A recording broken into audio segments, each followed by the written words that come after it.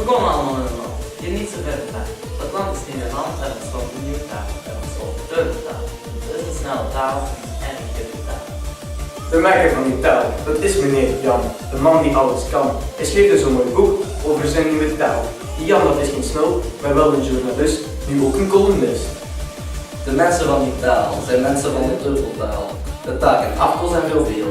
Bijvoorbeeld vloek is achteruit bidden. En met een paard is een gesubsidieerde wandelaar ten standswaard.